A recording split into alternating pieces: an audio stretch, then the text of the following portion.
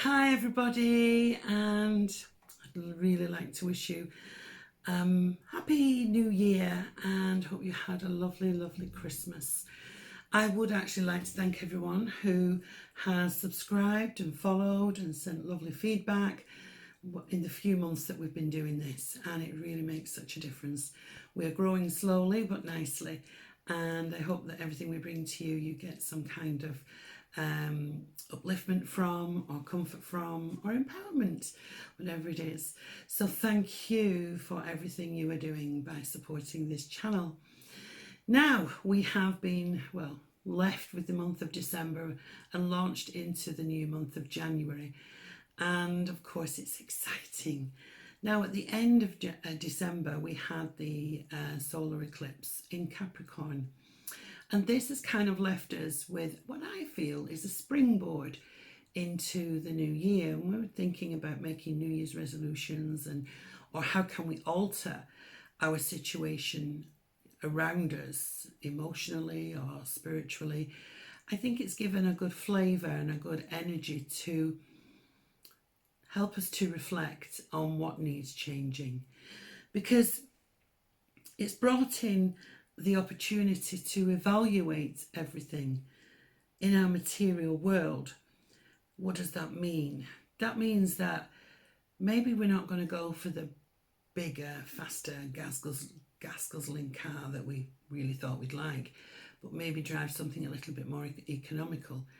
We are living in a time where now we have to be quite responsible for how we are with the environment. Kind of takes me back to thinking, as I'm talking to you, about the Native American Indians who lived on the reservations and the plains and only used what they needed to,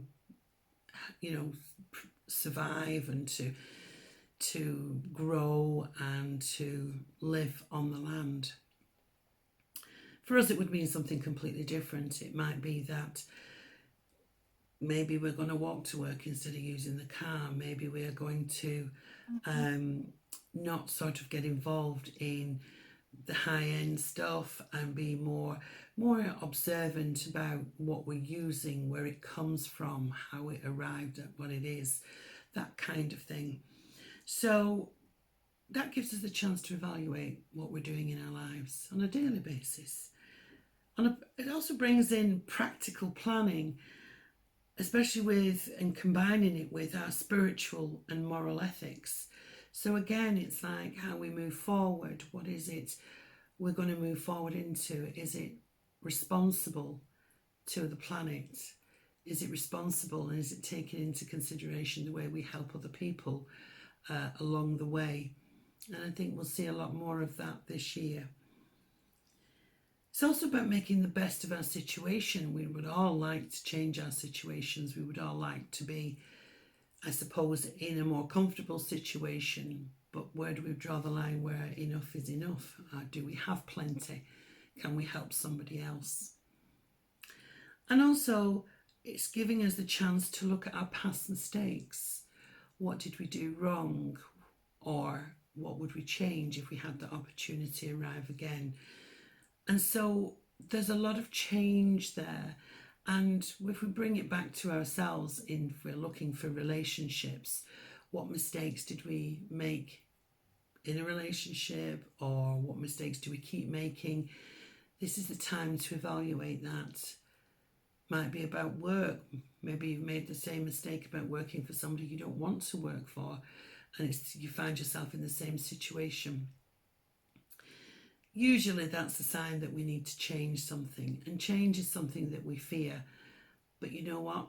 It takes us out of our comfort zone, and when we get through it, we actually feel so much better for it. So using that as a springboard, opportunities to evaluate everything in the material world, keeping it real and in perspective, making the best of your situation and being humbled and have gratitude in that, and looking at our past mistakes in order to look at how we can better improve ourselves, because all of this spiritual growing and learning is how we can make and feel better and how we interact with other people on the planet.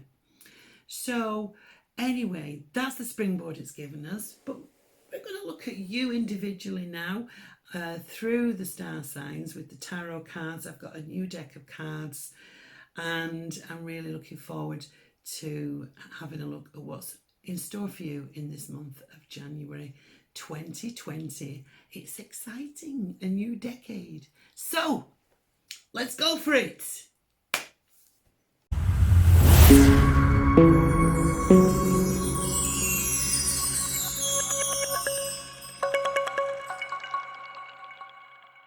Hello Virgo, it's 2020, crikey.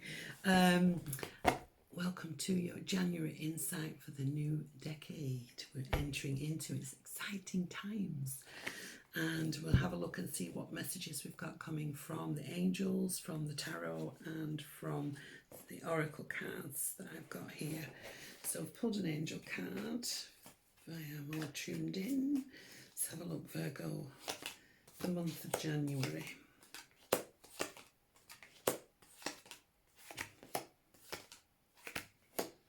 What is coming in for you?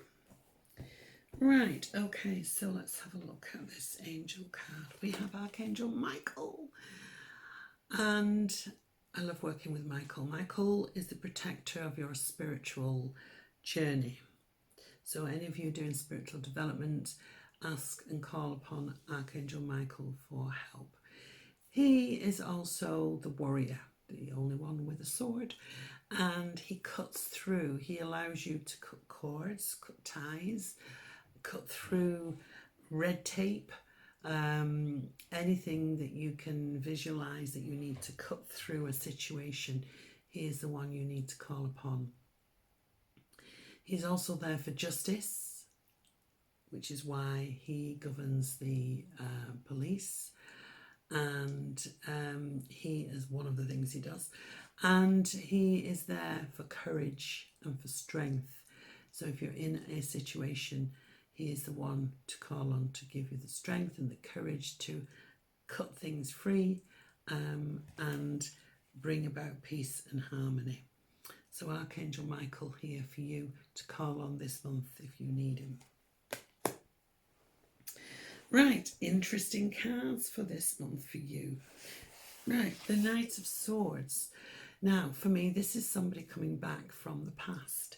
So you may hear from someone who you may not have heard from for quite some time.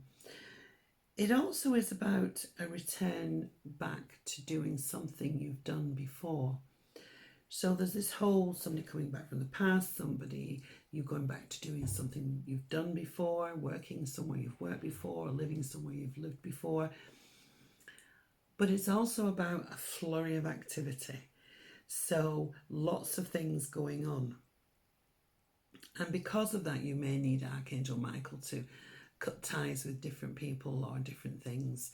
But it's certainly fast moving and lots of things to deal with around you. So you're going into the new year, well, boom, so much stuff. It might be that you have to go back to looking at who you were and going back to that truth within you. But it certainly is action. Certainly is a lot of action. We also have the Ace of Cups. So whatever that card is, I would say this card as well, following on from it, is good news. So this is joy, this is happiness, this is that emotional new start. And if you are starting out new in this month, I know it is the first month of the year, but this is happiness at its best. This is joyful news. This could be the news of a baby being born around you. This could be joy in love, romance, happiness. Whatever this is, the start of a new beginning for you. Lots of joy. The interesting thing, Virgo, here is that just go with it, because the next card says, oh, but the last time I did this, this happened, and the last time I did that, that happened. And this card talks about this. And I kind of feel with it being with the joy card, it is a little bit sort of, don't let the past get in front of the future. You've got Archangel Michael. You've got to cut that tie. You've got to cut that way of thinking. You've got to embrace this and look at this. You're in a stronger and wiser place now. You won't be caught out the way you were in the past. So this card says, I'm looking at this and I'm hearing all of this good news, and then I'm going, yeah, but don't do the but, okay? Don't do the but. You are well capable of dealing with anything that may crop up around you. So don't keep going back to things that have happened before and placing it in the same place as where the good news is. Okay, don't let it stop you from moving forward. Now, interestingly enough, I feel this isn't connected with this. The feeling I'm getting here is that it may be that you're dealing with somebody that isn't on the same page as you, that you may find that it may be a child, it may be a sibling that you're dealing with that maybe not towing the line and not behaving in the way they should be at this point in time.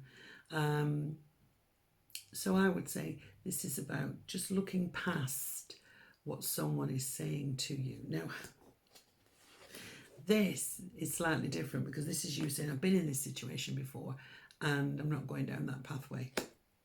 This is looking past what somebody else is saying to you, okay? And it may not be quite as upfront. Them look at their agenda. Why are they saying this? Why are they doing this? Why is somebody bringing this to you? It could just be that you've got a very chatty, intelligent young person around you and you're having to deal with them because they're so busy and so full on.